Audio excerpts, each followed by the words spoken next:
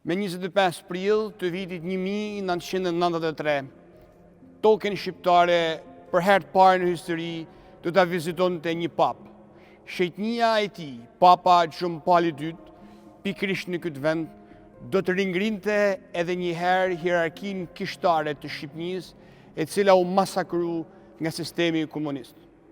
Imzot Frano Ilia, arqipeshvi i Shkodrës, Imzot Rok Mirdita, i ardhur nga New Yorku si arqipeshv i Tiranëdurrësit, Imzot Robert Ashta, i peshqvi Pultit, dhe Imzot Zef Simoni, i peshqvi Nims i arqidiocezës së Shkodrës, në këtë vend do të shuguroheshin prej shetnisë së tij Papa John Paul II.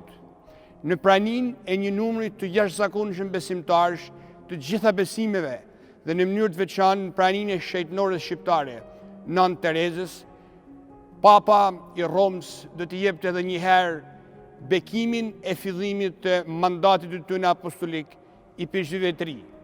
Pjesa më e madhe të cilëve ishin persona të cilët kishin provu torturat, vujtjet dhe burgjet komuniste. Ishte papa i parë që shkeli token armënore, duke treguar e demonstruar këtë lidhje të veçantë të këtij komi me Selin e Pjetrit dhe me Selin Shajte. Papa vizitoi jo vetëm Shkodrën heroike dhe të martirizuar, por dhe Tiranën, duke ju drejtuar popullit fesnik shqiptar që tashma gëzonte e shijonte aromën e lirisë. Shumë sfida hapeshin përballë horizontit të shqiptarëve, por tashma të sigurt me lidhjen e tyre me Zotin dhe në besimin se liria erdhi.